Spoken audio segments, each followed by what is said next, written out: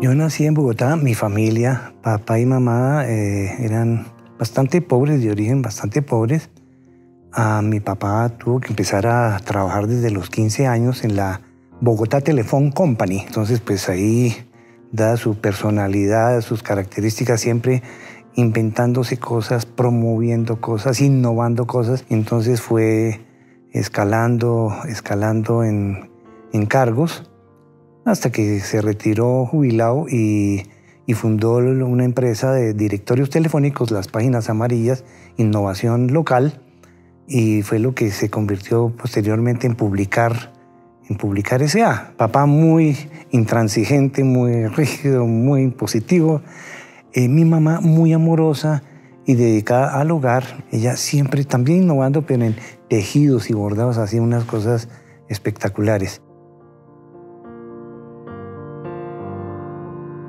Infancia y juegos, pues habría que preguntar como qué pilatunas, que era muy tonto, llamémoslo así. Una de esas cosas es que encontramos que el clorato de potasio y azufre, dándoles un golpecito con una piedra, pues explota. Una pequeña explosión, pero suena como un tiro. Y entonces alguien se ponía bravo y decía, pues desenfunde usted la pelea entre vaqueros. Y hacíamos una señal y varios de los amigos en diferentes partes de la cuadra empezaban a reventar. Eso sonaba como un tiroteo, pero sonaba como un tiroteo en ese momento imposible.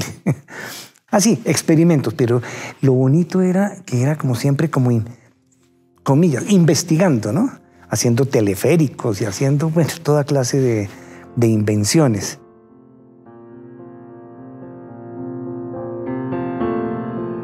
Pues mi interés en la arquitectura especialmente nació, yo creo que nació un vecino nuestro, Manuel Cadena García, estudiaba en la Universidad de los Andes.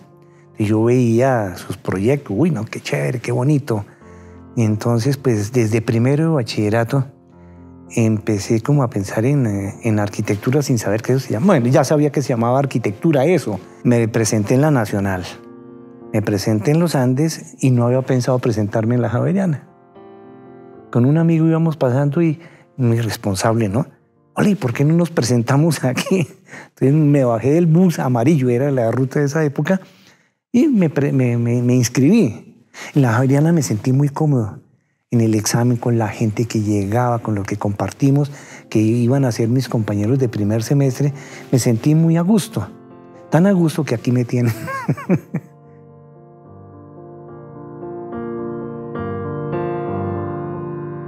Entonces, pues entré a un coro universitario de cámara, cosa que agradecí y sigo agradeciendo para toda la vida, y los scouts.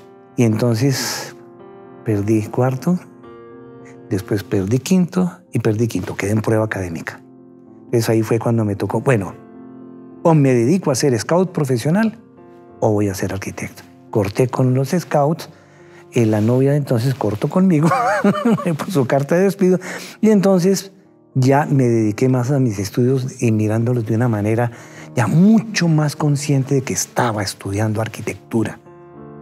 Como no estaba muy dedicado, generalmente hay un problema que algunos profesores tienen, que se la dedican al que le va bien. Claro, presenta proyectos bien chuscos, bien bonitos, y entonces le dedican más tiempo.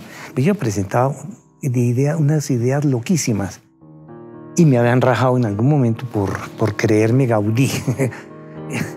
Y entonces Jorge Herrera me dijo, bueno, mi chinito, por eso le decían chino, que era mi chinito, ya que quieres proponer esto, tienes que hacer axonometrías, tienes que hacer tal cosa, léete tal libro, mira tal artículo, mira tal cosa.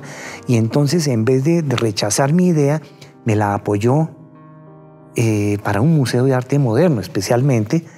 Y entonces, pues, me hizo cogerle un cariño enorme a ese proyecto. Es decir, como debía ser desde el primer semestre, meterse uno en lo que está con todo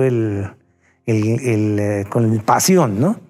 Que creo que esa pasión fue lo que me sirvió para que, sin haber sido alumno muy destacado, yo me preguntaba después, ¿por qué me llaman a trabajar en uno que había sido profesor, Alfonso Delgado Vélez, profesor de construcción, en séptimo semestre me llama que vaya a ayudarle en vacaciones a la oficina. Claro, hacer dibujitos, Y estando ahí me llama mi profesor de trabajo de grado, Jaime Salcedo.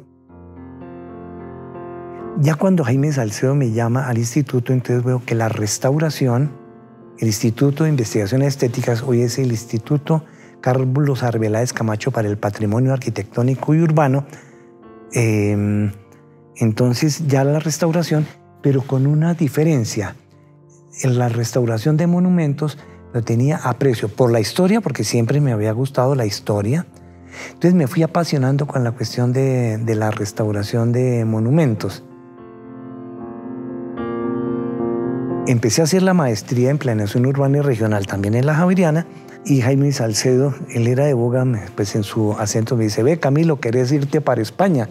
Y me puso la convocatoria del ICETEX, cursos de restauración, especialización en restauración de monumentos y de conjuntos monumentales. Entonces coincidió que apenas terminé los cursos, los seminarios de la maestría, al otro día me fui para España.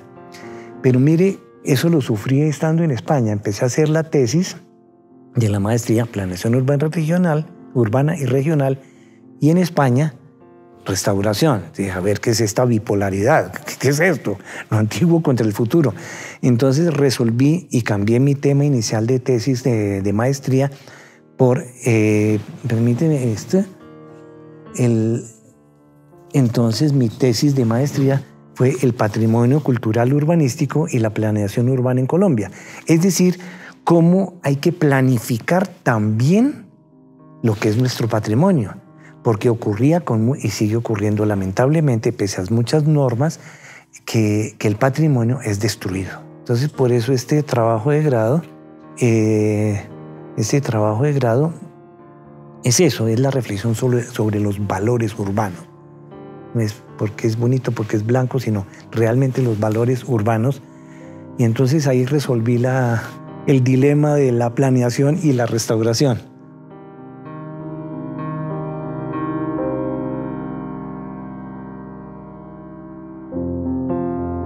Pues el gusto de compartir es como una enfermedad positivísima, ¿no? Que cualquier nuevo conocimiento, cualquier experiencia nueva que sea muy positiva, quiero compartirla. Quiero compartirla con los otros y entonces pues una manera de compartirlas es enseñando. Yo no me sentía profesor, pero era compartir. Entonces eso, saber que uno está sembrando algo que es valioso, eso lo hace eso lo hace todo. Padre Borrero nos decía que enseñar viene de insignia, no lleva como el vaquiano en la selva. El vaquiano en la selva va diciendo por aquí no, por aquí sí, ¿cierto? Entonces es enseñar más el caminar que el dato. Pues y lo que me hace ver a la Universidad Javeriana como especialmente para mis afectos y poder desarrollarme como profesional y como ser humano es el sentido del magis ignaciano, ¿no? Que empata con lo que le mencionaba antes, ¿no? Con lo que mencionaba antes de ser más, pero no ser más a costa de otro. Ser mejor yo para poder servir mejor. Hemos recibido de la universidad, de familia, etcétera, el respeto por el otro. Creo que es uno de los graves problemas que tiene Colombia. Mi lectura es que el otro no existe, a menos que tengamos interés en esa otra persona. La gente muy poco considera al otro. El otro no existe.